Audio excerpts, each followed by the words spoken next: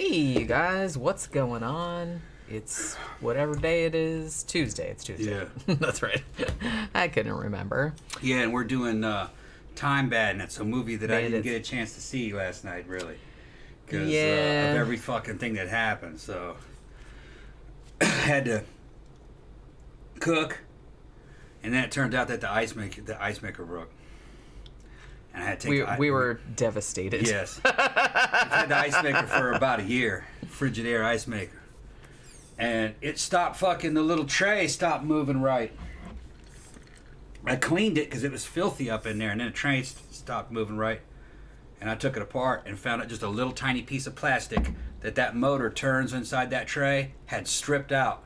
And there was no real way to fix it without replacing that tray. And I was like, man, I hate to fucking go through this shit just replacing these trays. Although, you know what? I didn't throw it away. It's on the back porch. I could always fix it, I guess. Yeah, I mean, we could always have two. Have two. if you fix it. Right. It's easily to fix. Everything else is running good. It's just that little ice cube tray became stripped out on one end. And it's like a $2 part. Ain't that something? Yeah. Well, that's always the way. So I had to order another one. $115. And it's red. Yeah, we got the red one this time. It's a different brand. But I looked into it, and they're kind of all like fucking private labeled ones. You know what I mean? They're not really made by Frigidaire. They're all made by the same company. They just put different. They're all about the same. They put different outsides and skins on them and different names on them, but they're all basically the same ice maker. So that'll be in tomorrow.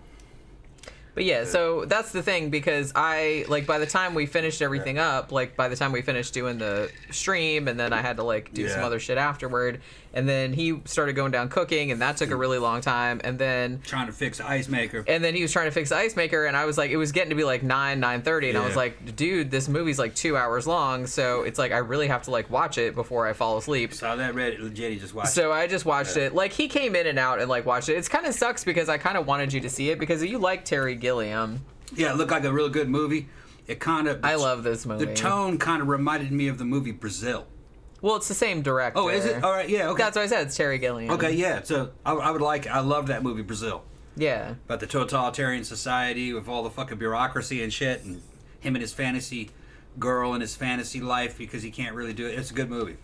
Matter of fact, I think we reviewed Brazil a long time ago, but matter of fact, Terry Gilliam was actually wanting to do Brazil and shopping it around in the early 80s, and he couldn't get any funding for it, which I kind of feel that happens a lot with poor Terry Gilliam because he's so imaginative, the crazy movies that comes out are always a risk. So he couldn't get anybody to fund it. So he thought to himself, well, maybe I'll make a family film. Maybe that would be less of a risk. And this is the movie that came out of it. This is technically a family film, but this is the only purportedly children's film that I've ever seen where the main character kid's parents, spoiler alert, explode at the end. So, you know what I mean? So, like I said, it is Terry Gilliam that we're talking about. Somebody drop a comment in the comment section so we can see if the comments are working or not. Yeah, it's working. It's working? Okay, yeah, there it's working. There it comes. Because there's a bunch of people in there, no comments. All right. Yeah, Danny Rowling said David Warner's character's hidden fortress was a pretty cool idea. Everything about this was a cool idea. And I didn't even realize because I saw this movie probably a million times on cable. It came out in theaters in 81 and was actually pretty successful. I saw it on cable as a kid and didn't remember anything of it. Yeah, and I saw it a million times. I was obsessed with this fucking movie. In the early 80s, and so I saw it a million times, but I hadn't seen it for probably 20, 25 years, so I was really excited when I saw that HBO Max had it, because I was like, oh man, I really, really want to rewatch that. It's I kind of didn't want to rewatch it, because I'm like, what if it's not as good as I remember, because like I said, I fucking adored this movie when I was a kid, but I'm happy to report that I liked it just as much, and I remembered so much about it. I mean, so much of this fucking movie, I don't know why, but things from this movie have stuck. Well, for one thing, the ending theme song, the George Harrison song, which is called Dream Away, that shit gets stuck in my head all the time. And now that I've watched the movie again, now it's going to be stuck in my head for the next 20 years probably. It's an earworm. And David Warner in particular, as kind of the evil, the evil guy. He's supposed to be the devil or whatever. But he's just so fucking great in this that one of his best lines, and I don't know why this makes me laugh so much, but there's like one part where him and his like little henchmen or whatever, he says something because like something really cool, like evil happens, and he's like, I feel very, very good. And then one of his like henchmen is like, I'm sorry, master. And he's like, it'll pass. And it's like, I don't know why that like his like delivery there like cracks me up. But he's fucking great in this. Even though he actually wasn't the first choice, I think Jonathan Pryce was the first choice, who would have been great too, because I love Jonathan Pryce. But David Warner like fucking kills it. This thing, I had forgotten how much of a fucking stacked cast this shit has. Everybody's in this fucking movie. And I kind of feel Shelley Duvall's in this movie. Shelley Duvall is in this movie. Ralph Richardson is in this movie. Sean Connery is in this movie. They were like, Terry Gilliam was like fucking over the moon that they actually got Sean Connery to be in this shit, because the story goes, I love this story. I was reading this. There's a really, really long article. I think it's on Gizmodo. About like the making of this movie. It's like an excerpt from a book, and it's really long and it's fascinating.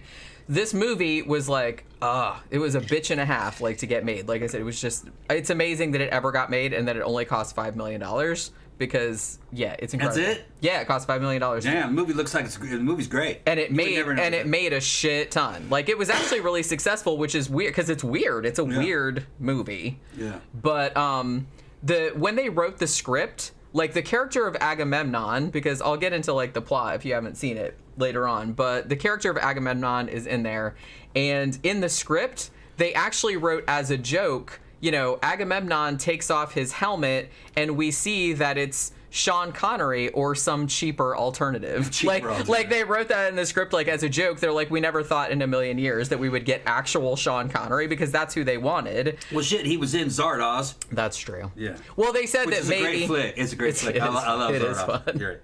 But it's like, the thing, I think they kind of got it, I guess, because he'd been in Zardoz, and he'd been in, this was the same year he did Outland, or whatever that movie was. Yeah. And good movie too. so I think that maybe he was on a little bit of a downswing, like, on his career, and so he was more open to doing the movie.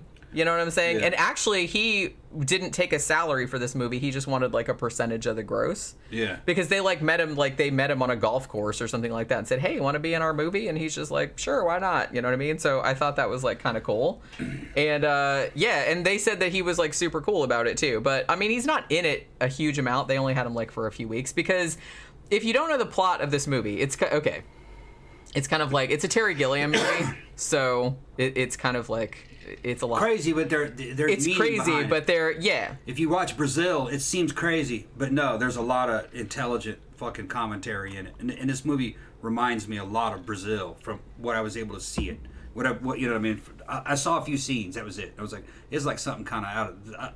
I was going like, the tone is like Brazil. The writing is similar. I didn't realize it was the same guy. Yeah, it's Terry Gilliam. Yeah. Well, yeah, because Brazil, this came out in 81. Brazil came out in 85. And then Adventures of Baron Munchausen, which Hugo just mentioned, came out in 88. And he considers that his like trilogy of imagination or something like that, because all three of those movies are like kind of similar. So, but this was his attempt at a family film, which, like I said, I guess it is, because the main character is a kid, like a boy named Kevin. And so Kevin is like really into history, like he's a history nerd. And it so happens that, let me see if I can, what angle should I come at this from? Okay, so there's a gang of little people. And this gang of little people are they actually helped create the earth. They're actually the like tree and shrubbery people. Like, they were the ones that came up with all the trees and shrubs and everything like that. So they're kind of like they're employees of the Supreme Being, or God. They don't call him God, they call him the Supreme Being. So, but they found out that, well, they did all these trees and stuff like that, and they feel like they didn't really get any appreciation. So a bunch of them got together and they stole a map from the Supreme Being, which had all of these like rifts in space-time. And they came up with this plan that they're going to use this map to go to all these different historical eras and steal shit. Like, take art from, like, various time periods, like historical events and things like that, and then, like, slip back into a time portal and no one will catch them. And then they'll be super, super wealthy. So this is their plan. And in the course of that, they end up in the bedroom of Kevin, like, in the 20th century in Britain. They just kind of like come busting through his wardrobe there. and end up taking Kevin along on this journey with them. So they kind of like go through all these historical, well, they're not all historical because some of them are fantastical too. Like, so they meet like real people, I guess, kind of like, you know, Napoleon and Agamemnon and people like that. But they also meet Robin Hood, who may or may not be a real person. They're on the Titanic. You know, it's shit like that. And then like toward the end, they go to the time of legends. So there's like giants and ogres and stuff like that.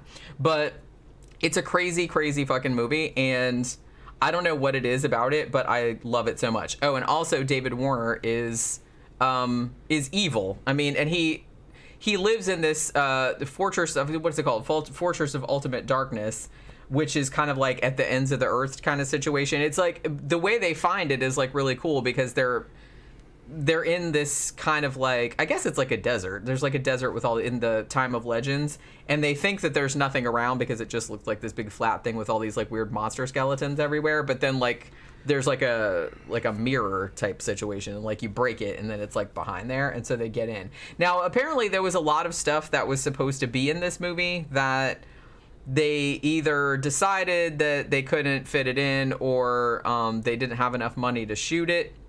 There was supposed to be one sequence with like a whole bunch of spider women, which actually sounded cool when Terry Gilliam described it, but I think they shot some of it, but I don't know, they cut it for whatever reason, or they couldn't do it the way they wanted to do it or something like that. But I don't know. There, like I said, there's just something like really, really cool about this fucking movie. And Hugo said David Warner is a great villain in Time After Time. Yeah, I just did a whole video about that on Scare Salon like the other day because he makes a great Jack the Ripper.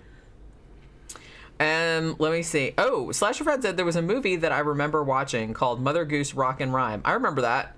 And Shelley Duvall played the role of Little Bo Peep. Yeah, I remember that. Maybe you and me are probably the only people that remember that shit.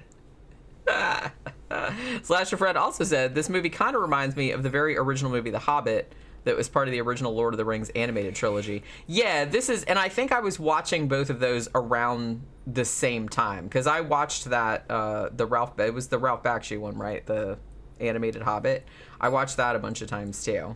But, I mean, like I said, the cast of this is incredible. So, John Cleese is in it as Robin Hood, even though what's crazy is that Michael Palin, because, okay, so Michael Palin and John Cleese are both in this, but I think they kind of got mad because this movie kind of gets lumped together with like a Monty Python movie, and he's like, we don't really like to call it a Monty Python movie unless all of us are in it, and you know, Eric Idle isn't in it and stuff like that, so they're like, we're just in it because it's a Terry Gilliam movie. We're not in it because it's a Monty Python movie. So John Cleese actually plays Robin Hood, even though Michael Palin wrote it. He was the one that wrote the script, him and Terry Gilliam, and Michael Palin was supposed to be Robin Hood. But then they came and said, well, John Cleese is actually like a more bankable name, so we want him to be Robin Hood.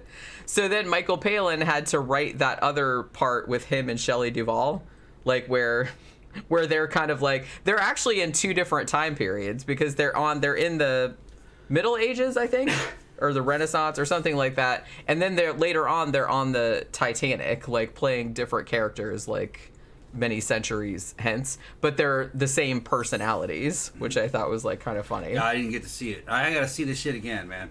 It's like I really was bummed out that you couldn't like watch it, but it was like it was getting so late, and I was like, man, I really got to start watching this because, like I said, it's long, and it's like, no, you did the right thing because we had to do the show. I didn't really want to fall asleep. Yeah. You know what I mean? mean? Tell them about it. I can vouch. It's a good movie. I mean, I saw it as a kid several times, and I remembered liking it, but I don't remember anything about the movie, and I probably missed out on a lot of the meanings behind shit, you know, because I was a kid when I saw it, probably 14 maybe. Yeah, I will attest. Probably a bunch of innuendo and shit. I will attest that there is a lot. You get a lot more seeing it as an adult. Yeah. Because, I mean, I got most of it as a kid, but I mean, it was written by adults and it was written by Michael Palin and Terry Gilliam, so it kind of has. It's a kids movie, I guess, but not really. I don't know. I was looking at, because I'm always kind of interested how, like, people my age, and when they have kids and they start showing their kids, like movies that they liked when they were growing up, and I'm always kind of curious if they liked them or not. And I was like reading a comment on this article that I was reading earlier about the making of this movie. And the guy said that he had loved this movie so much when he was a kid, and he was very, very excited to show it to his son. And his son was 9, and he said, my son loved this movie. He said he just thought it was fucking great. So maybe it transcends time period, you know what I mean? Yeah. I feel like maybe it's one of those movies. A good movie will. Yeah. I mean, definitely. I mean, I've seen reaction videos of people that, were basically Gen Z, all right, watching the old original Star Wars trilogy, and they just fucking love it, tear jerking at the end and everything, So it's just some movies last, they love the characters and other movies don't. Some movies are just kind of age out, But a classic movie will last forever, pretty much. And this one I think works so well because it's a fantasy and because it's so out there. Like, it's not really of any particular time period, so I think you can kind of like enjoy it. Like, it's not dated at all, I don't think. Well, some dated movies also age real well. Like, I love Bela Lugosi, Boris Karloff, The Black Cat. Yeah. That movie could stand today. That was pre-Hays Code. Creepy shit happens in it. It's very, 20s or 30s looking. And it's a very much a movie of its time, but it's kind of has a futuristic, satanic kind of feel to it. And just morally fucking twisted. And I think that was one of the movies that made them come up with that code, with the necrophilia and the incest and the fucking human torture and human sacrifice and elite people fucking sacrificing humans to consecrate ground to build fucking high tech satanic fucking temples on it. You know what I mean? It just, you never saw anything like that once that Hays Code fucking came into play. Boris Karloff, Bela Lugosi, The Black Cat. That shit fucking aged very well. So, a good movie will do that, even if it's dated. Yeah. It just ends up being a period piece, kind of. You're like, oh. I mean, one of my favorite sequences in this movie, which I when I was watching it last night, it still looks incredible today, is when they go to the time of legends, you know what I mean, which obviously isn't a real historical time period, but it exists, so just roll with it. So they go there and they're on this ship with an ogre and his wife, and they're all gonna get eaten. But then they kind of like outwit the ogres and kind of throw them overboard, and then they're like on the ship and they're trying to like steer the ship in the direction they want to go, and then just for no reason whatsoever, like the ship starts going like that, and then you see that the ship is actually on the head of a humongous giant. Yeah. And he just like comes out the water with this fucking ship on his head with all his, I was like, oh my god, I loved that so much when I was a kid. I thought that was so fucking cool. But it's like everything about this is cool, and I can't believe I only just found out today that this was shot for $5 million. That blows my fucking mind. That blows my mind. I mean, a lot of this, I don't know. It's just, I feel like it's more like the fantasy stuff is more toward the end, because at the beginning you have more of them going through like different time periods. Like I said, you just go to like Sherwood Forest, and then John Cleese is there as Robin Hood being like super super polite, which is really really funny. You have like a sequence with Ian Holm, from Alien. He plays the android. Yeah. And he plays Napoleon. Yeah. And he's like obsessed with like with other historical people, and he's like obsessed with height and stuff. Yeah. But one of the funniest things about that, because I had almost forgotten about that sequence. One of the funniest things about that sequence was that he's sitting there watching like a Punch and Judy like puppet show, and he's just like laughing his ass off at it. And meanwhile they're like, hey, like the Italian guy, he's gonna surrender. So it's like, you want to come? He's like, what? I'm watching the puppets. You know what I mean? So he's like watching all these different these kind of like different stage shows, and he's not really liking any of them. And then he tells the guy the thing that he's like, all he wants to see is little things hitting each other. That's like his favorite thing. That's the only thing that he finds entertaining, is little things hitting each other. Yeah. And for some reason I thought that was very very funny, because his French accent it's not bad, but it's like you can tell that he's like just not really trying to do a French accent, but just trying more to be funny. Yeah. And it's like, I don't know, I thought that was funny. And then like the whole sequence with Sean Connery being Agamemnon, and he's like fighting a fucking Minotaur, That whole sequence is great. They shot that in Morocco, by the way. And, the kid actually wants to stay there, in ancient Greece, because he liked the history of it so much. But, the midgets kind of, take him back with them and stuff. As a friend of midgets and fucking one of the leaders of the fucking short guy guild, I must come in and say that fucking, the whole thing about, Napoleon Bonaparte being short was not true. He was not short. I know. It was all, but it's perpetuated. I just wanted to clear that up for you people. We disavow. Napoleon Bonaparte was actually above average height, and his imperial guards towered above him. That's really what the translation says. But it was just British propaganda of the time back then to try to make him seem like he's a little short motherfucker. No, he's pretty big. And his royal guards were even bigger. That's what the statement said. That's the only reference to his height by a witness. But he was not a short guy. But I mean, they ran with it in this. They ran with it. That was like his whole. Yeah. That was his whole thing. Was like he was obsessed with other dictators and other leaders and stuff, and how tall they were, and he was taller than some of them. Mm-hmm. And I forgot about this too, but they actually gave him, because you know how there's that common misconception of him with the hand in the jacket, and they actually gave him a fake gold hand in this one too, because that's one of the things that the little people steal when they're taking all of his shit. But but like I said, they just kind of rolled with it.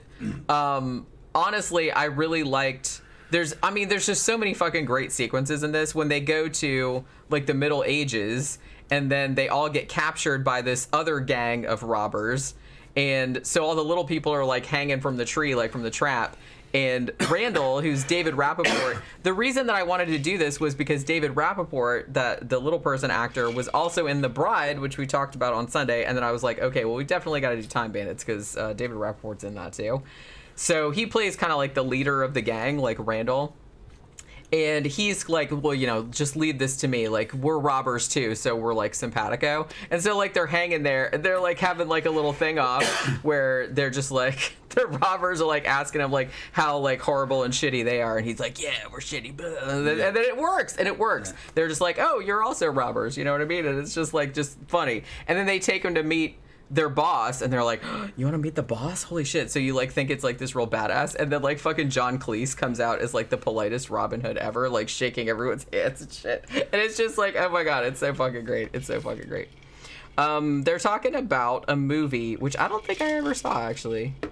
Slasher Fred said there's an underrated 80s movie called In the Land of Far Away that was a pre-Harry Potter that was about this boy who's whisked away from his cruel foster family and learns he's a prince, with Christian Bale.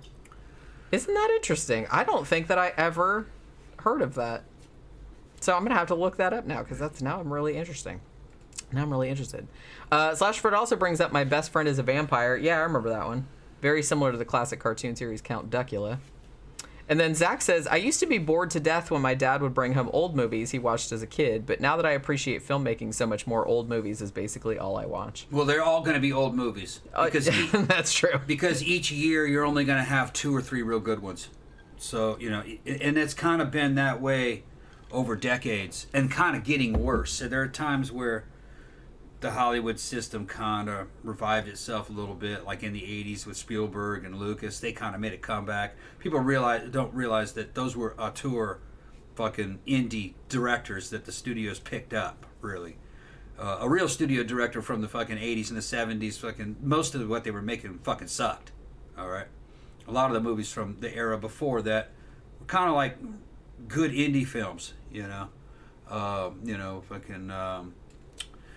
Easy Rider and stuff like that, or shit that was just fucking really cool for the time, like Bullet, which I don't know exactly who made Bullet, but Bullet was ahead of its time. Rosemary's Baby, stuff like that, and all that shit was very unusual for the studios of the time. That's why you remember them. Most of the shit that they made was just shit, forgotten. Well, they were just trying to make a buck. Yeah. Today. They didn't really worry about, are people going to, remember this 20 years from now? Right. I don't think they really gave a shit about that. So just in general, if you want to see good movies, they're going to be old movies. There's not enough good movies per year. Because time has winnowed out the crap. Yep. That's why. Yep. So that's why I'm saying that. Yeah.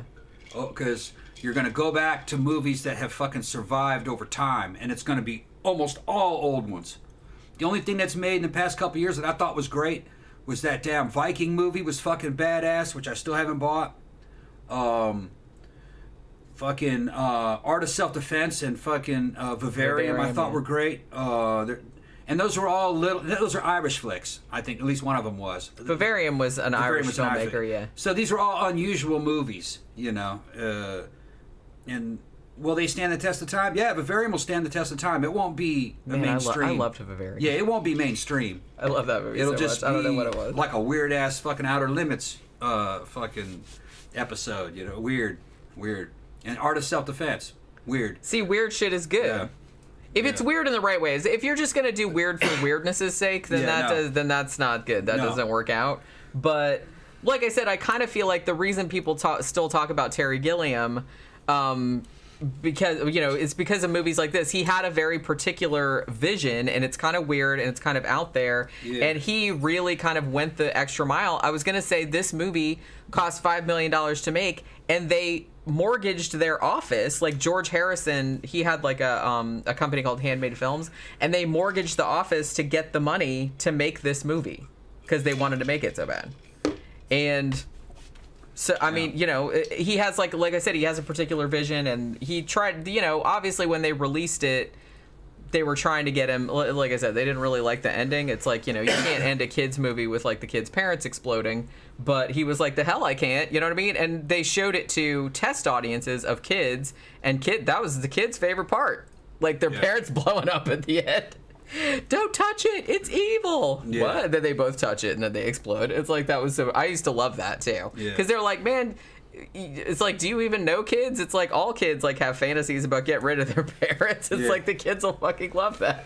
And they did. So they actually let him do that. So that was one of my favorite things about the film too, is that it ended with like the kids' parents exploding. So I don't know. I just thought that was so great because it was a piece of like concentrated evil, at the end. And also we got to talk too about like fucking Ralph Richardson as the supreme being, God essentially, who was so fucking great. And he comes in. They said that when he shot the movie, like they gave him the script, and they said he had like a red pen, and he would go through the script like crossing out and rewriting some of his dialogue. And he said he said with a lot of confidence, God wouldn't say that.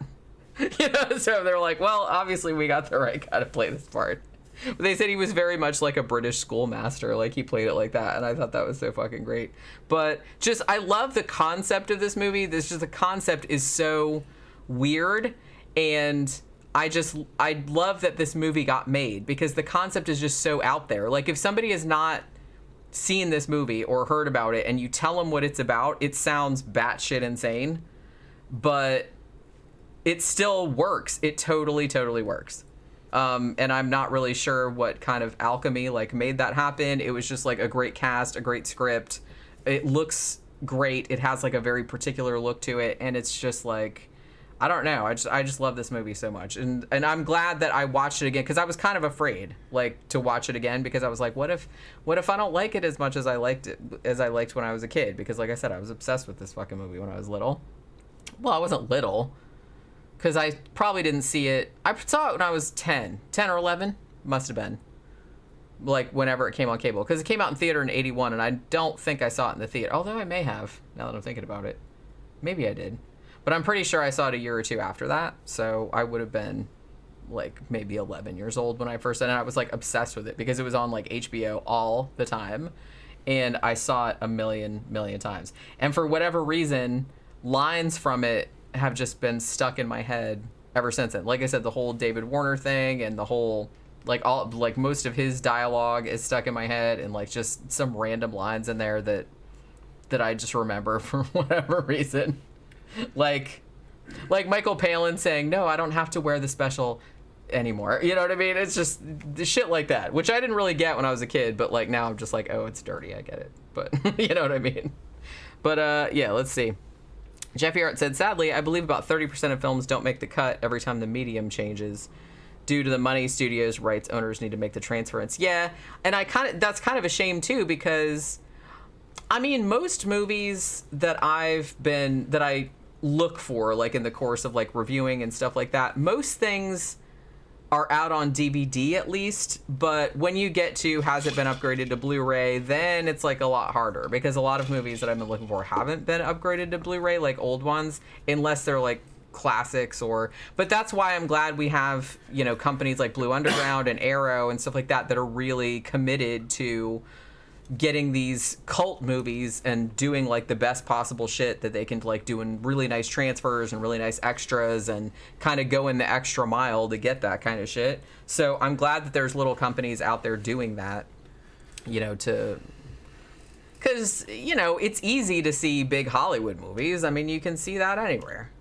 I think it's much more, you know, much more doing God's work if you go back and like kind of find some forgotten ones. You don't not if it sucks, you don't have to like do like you know, you don't have to like spend all this time and money like rescuing a piece of shit from obscurity, but you know, some cult movies are actually like really should be like seen by more people. Yeah, Joe Wivel said nipples for men. Yeah. Slugs. He created slugs. Yeah, that kind of shit. Nipples for men. Yeah, I'd forgotten about that line too. All right, so are you ready to what? Shut that shit down. Yeah, shut that shit down. Shut that shit down. I got nothing more I can say about it. I didn't see it. Yeah, because you only saw like little parts of it. Yeah, we'll have to like watch it again at some point. Honestly, you know what would be cool? It'd be cool if we could watch like all three of them. If we could watch like this movie, Brazil, and what you call it, and I don't know the third one. What did I just say? Adventures of Baron Munchausen. Yeah. Because I haven't seen that in a long time either, so I kind of want to watch that one again. And I don't think we reviewed that. I think we reviewed Brazil a long time ago, but I don't think we've done Baron Munchausen. So maybe we should do that one of these days. I was just excited about doing this one because, one, I saw it on HBO Max, and two, I was reminded that it was on HBO Max because we just watched The Bride, and that also had David Rappaport in it, who's also in this movie. So I was like, I was just kind of like bummed out that you couldn't watch it with me. I was busy, I couldn't. We'll watch it at some point. But yeah, so okay, so that'll do it for today's matinee. Now tomorrow is going to be the main show, and we're going back to true crime. We're doing Zodiac Revisited. Oh yeah, okay, yeah. I heard that there's some shit has happened. Because there's been like some kind of new info. I'm not really sure how I feel about it yet, but there's evidently some guys. He's convinced 100% that he knows who it is. Yeah. So we'll kind of get into that. We'll talk about the old case and stuff because we did the Zodiac, but it was like a long time ago. So we'll kind of like do a revisit on it. So that should be fun. But yeah, so thanks everybody for dropping by this evening, and hopefully you can come by and do see us for the show tomorrow, and we'll see you guys then. Good night.